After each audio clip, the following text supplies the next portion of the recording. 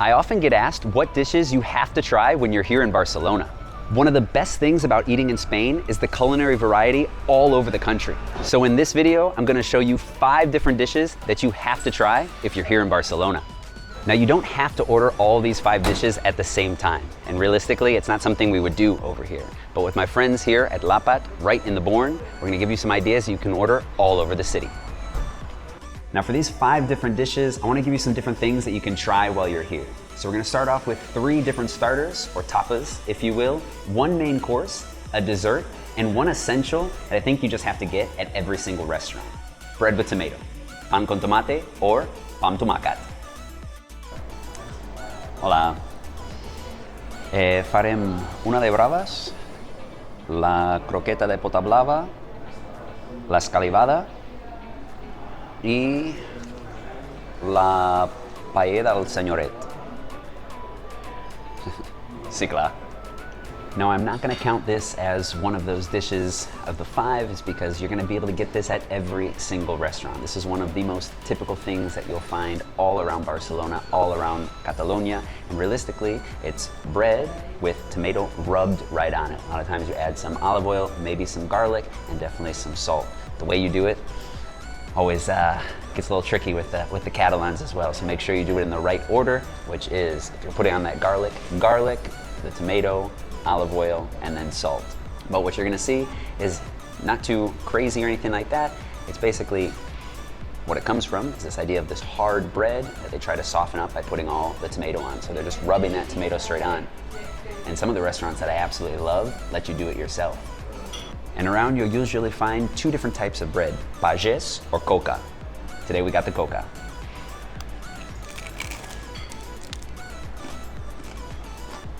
Oof. I don't know if you heard that crunch, but let's play that back.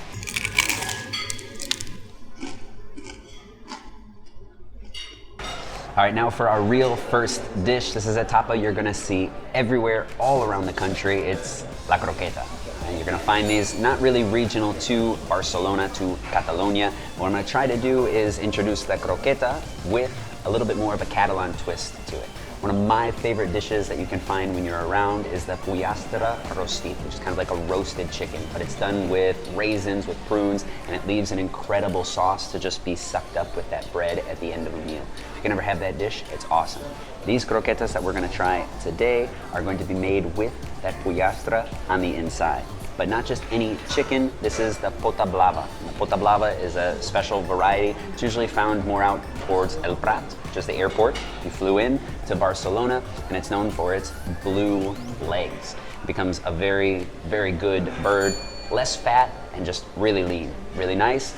And you can see with these croquetas, it's got a really nice exterior. So we'll see how they are. Just check out that interior. It's really good, dude. It's really good. Now you know you've got a good croquette when you've got that really creamy inside and that crispy outer. It gives you that crunch. Again, a lot of the places that you'll go to, you can tell that they've been microwaved or kind of just frozen. But this is really good.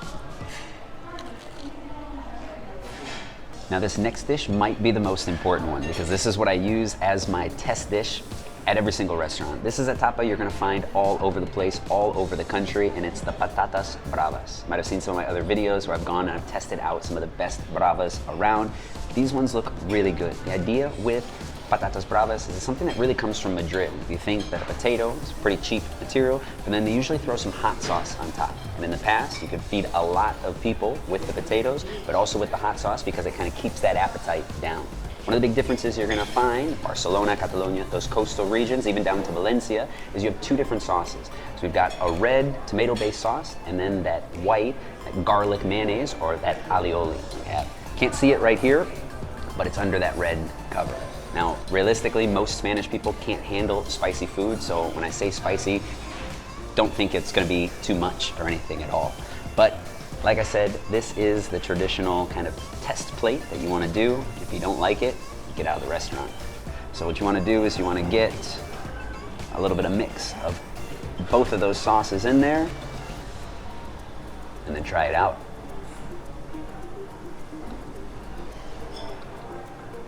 And you can see the size of this plate, easily shareable. I'd probably say 4 or 5 people could eat from this, especially if you're getting it just as a tapa or starter. Now the last of our starters is going to be another traditional tapa that you can find almost in every single bar around here, and one that is very Catalan, escalivada. And if you're a vegetarian, it's definitely going to be a good option for you. Bravas actually would be as well, and the pan con tomate. But this is basically just 3 different vegetables. You've got red pepper, onion, and eggplant. Usually all of that is either grilled or roasted, and then a lot of times just served cold. Sometimes you can find some goat cheese on top. This one is going to be made with that coca bread that we had before, so it makes it a little bit more edible than just using your fork. Now I remember the first time I found out about the escalivada. Really, those 3 different vegetables are 3 things that you probably wouldn't order on your own. But if it doesn't sound good to you or anything, it's always one that really surprises people. So for this one, we're gonna have to get it nice little cut, and we'll see if we get that same crunch that we got before.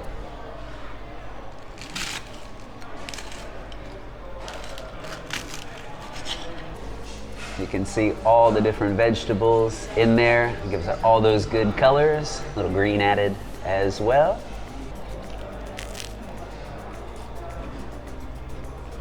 Falling all over the place. Oh, all right. Gracias. So for the main course, I wanted to order something traditional, but also something a little bit different. Obviously, when you're over here, one of the big things that people want to try out, and you should, is paella. One of the big problems with paella is a lot of times with that seafood paella, your hands get really, really dirty. So what we've ordered is the paella del señoret, which is basically like a naked paella. Everything comes peeled so you can dig right in.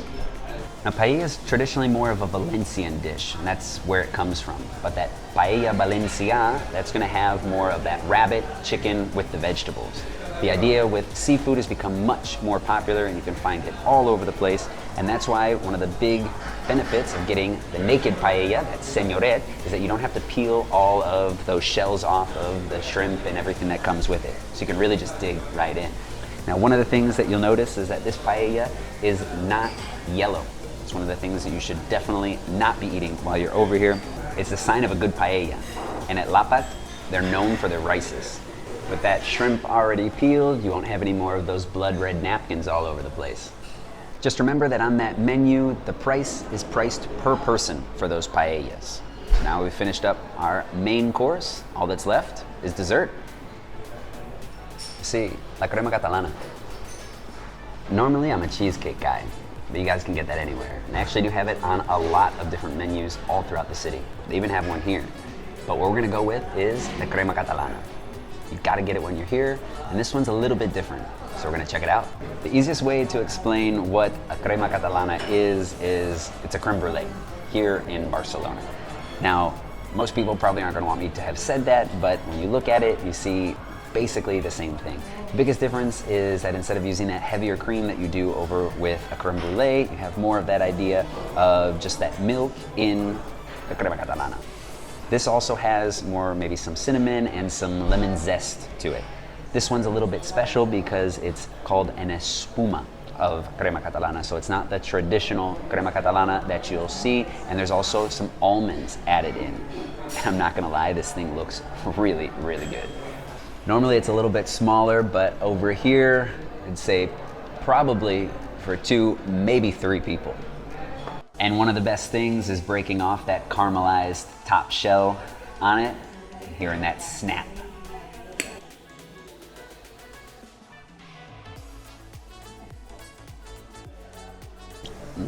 So really good. It's like a mousse.